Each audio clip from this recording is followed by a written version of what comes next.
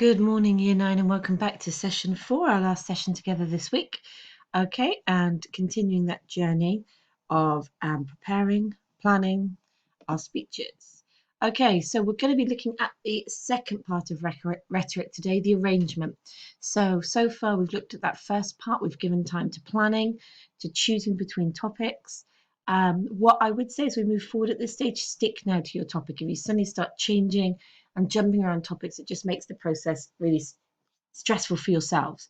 Okay, so we've chosen our topic. We all have a moral duty too. You've planned it. You've got some elements of research just as a starting point. So now we're moving on to the second part of rhetoric, the arrangement. Now, the arrangement is taking all of the initial ideas and some of your research and putting it into some sort of shape. So arrangement literally means from the art of rhetoric, the way that rhetoric works is how am I going to arrange this information so that it's shaped, cohesive, so that my ideas are structured in such a way that they achieve the best impact. Okay, and that's what we're going to look at today. So you might just want to pause. Our title today then is the 5 parts of rhetoric. Part 2, our second part, the arrangement. You might just want to make a note that arrangement is taking information, ideas, research, and putting it into some sort of shape. So just as a starter to say, rather than making your starter about retrieval, I'm just going to ask you in a minute, I'm going to read this to you, and then just to complete these 5 questions. Okay, so you've got a little summary version of this information here in your books, okay? So the Rhetorica ad Hernium, formerly attributed to Cicero, but in fact of unknown authorship, is the oldest surviving Latin book on rhetoric, dating from the late 80s BC, and is still used today as a textbook on the structure and uses of rhetoric. Okay, so we're being introduced to a book, okay, called Rhetorica ad Hernium. It tells us that it used to be attributed to Cicero. So in other words, that's who they thought wrote it, a gentleman called Cicero. But they're saying really it's unknown. We're not sure who wrote it. It's the oldest surviving Latin book on rhetoric. So we've moved forward in time. Okay, not much, but we've moved from Greek to Latin, which is a movement towards, movement forward in time.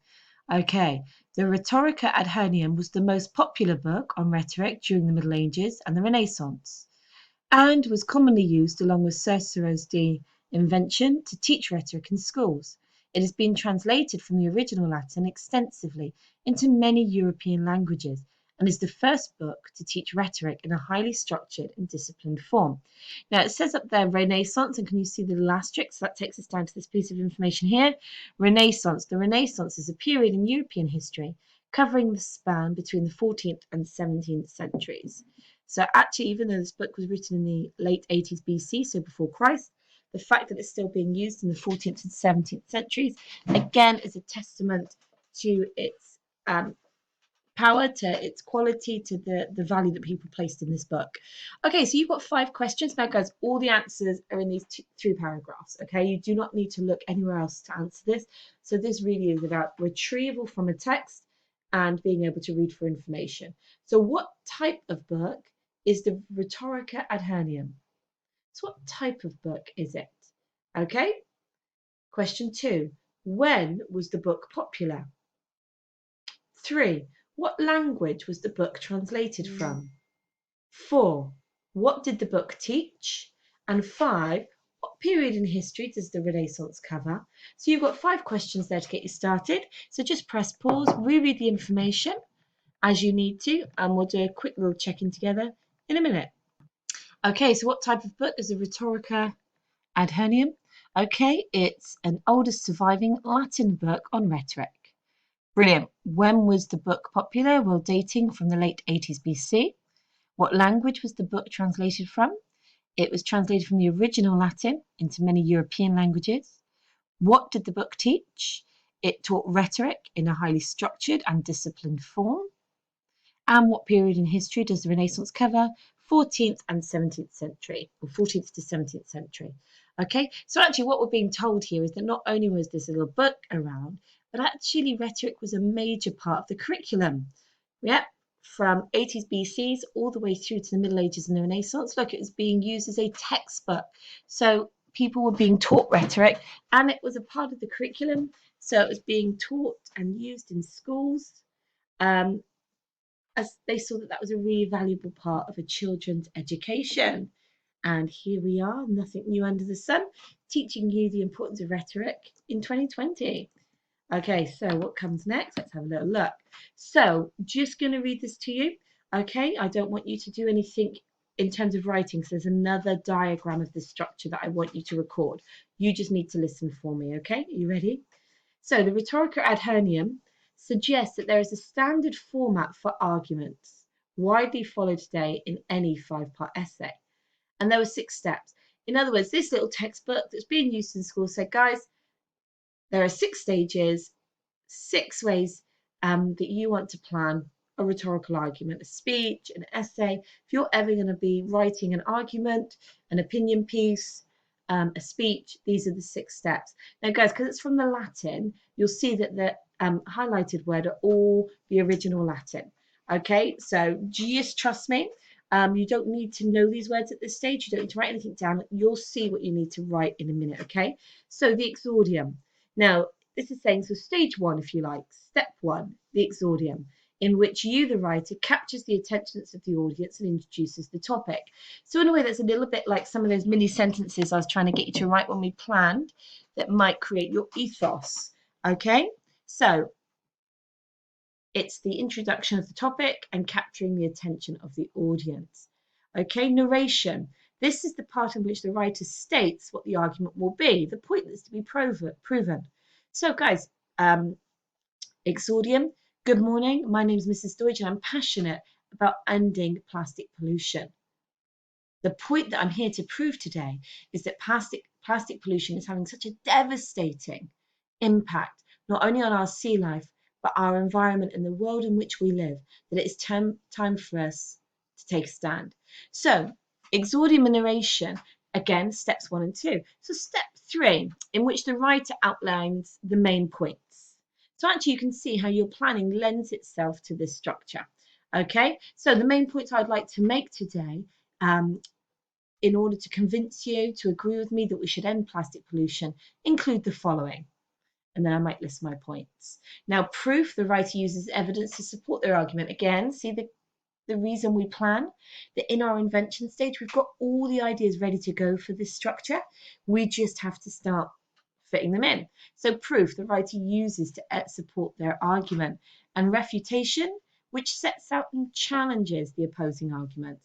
So in other words, we talked about having a specious point of view, recognizing that some people might think they're really right, but actually they're wrong, and that's what we need to point out to them. But some people say there is nothing we can do, the problem is too big. I would challenge them and rally them to making a Herculean effort. Yes, we can make a difference. Okay, so conclusio, a summary of the argument describing the urgency of the viewpoint and the actions that could be taken. So then conclusion, summary, and a description of urgency. So in other words, why is it important? Why is this for now? Because you've got to remember as well, particularly when you're doing a speech is delivered, if you like, in time. So in that given moment, why is this speech urgent now? So for example, and I don't mean to do this lightly, guys, that's not my intention, is that we're living at a time where there is a heightened sense of urgency of viewpoints around racism.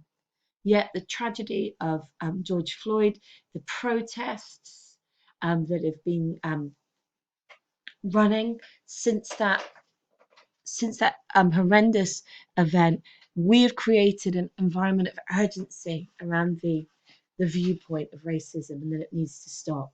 So we recognize that often speeches are very much of their time. They kind of capture a moment. They reflect what we call the zeitgeist.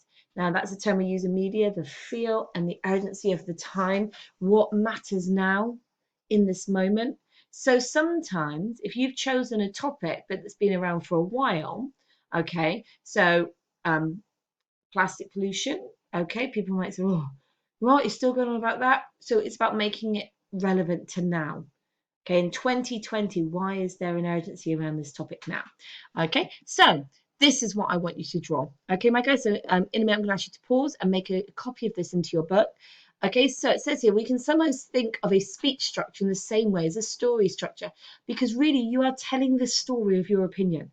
And people are actually more interested in stories than anything else. So when we structure a speech like this and think like I'm telling a story, we want it to be a true story, we want to be a persuasive story, but we're telling the story of why people need to support your idea. We're telling the story of why people need to stop plastic pollution. We're telling the story why people need to help the environment. We're telling the story of why child labour is wrong. Okay? So we want to create a narrative structure. So guys, I'm just going to ask that in a minute you pause and you're just going to plot in your book this structure.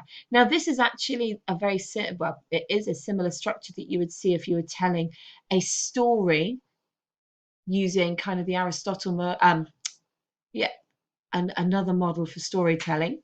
But don't worry about that for today, just write it down. So character to setting, to rising action, to climax, to falling action, and to the ending. So guys, just give yourselves a minute to draw that for me, and then we'll move on. And for this next bit, guys, so you can see here that each of the stages of the story now has an explanation. So I'm going to ask you to transfer this information to your diagram. So where on the diagram you've got the character, all I want you to say there is ethos. Now, you don't have to do a full sentence. You can just tell or record some of the key words. You might say anecdote, greet audience, make yourself appealing. So it's not that you have to copy these sentences exactly, but that onto your diagram of the story structure, the speech structure, you're going to translate some of these points, guys. Okay, are you ready? So you might, for character, just write down appealing impression, greet audience, anecdote. So tell them a story. Next to setting, background, put topic in history, offer some facts. Okay, so that's the setting. So you want to set the background to your topic. Okay, and yeah, I would send a character as well, part of the anecdote. So when you're telling an anecdote, it obviously links you to the topic. Okay, sorry, that's not clear. Tell a relevant anecdote that links you to the topic. Okay, so the other day I was at the beach and I came across a small sea turtle that was wrapped in plastic. Sorry, so the anecdote isn't just like, I've got 2 cats and a dog. It's something that is relevant to the topic, okay? Then you do the setting, background, contextualize the topic within history. In other words, when did this begin? So the beginning maybe, and some facts. Then at the rising action, explain when the topic is important. Now it's saying here then logos and pathos, so you could start to get emotional. And what will happen if things don't change? So the rising action, why is the topic important? What will happen if things don't change? Now, it does say for climax that it's a compelling emotional point. So what's your really powerful emotion powerhouse fact or information that you found that you can present in the most powerful way? So actually, sometimes part of the decision making at this stage as well, the arrangement is I've got these 3 facts, but which goes where? Which is the most powerful? Which is the most convincing? Okay, so there is those choices to be made. Then you go to the falling action, shift the tone to positive and hopeful. What can be achieved if we change? Because we do want them to end it thinking that they can make a difference. Okay, so you might say there, shift tone to positive. And then for the ending, what final thing do you want your audience to do? Because it needs to be a call to action. What's the final thing you're going to empower them to do? Okay, so it does say here in italics, be sure to include a counter argument structure within at least one section. In other words, that's that moment we talked about, the but moments. Okay, so we might say, well, the topic is so important in rising action, but we might recognize that, but some people are still resistant to getting involved because they believe there's nothing they can do.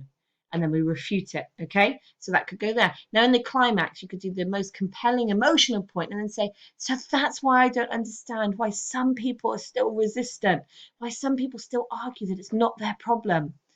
And falling action could be a part of it there. Okay, so all I want you to do, pause, and on your other diagram, just make keynotes, keywords, phrases of what those key points mean to help you remember.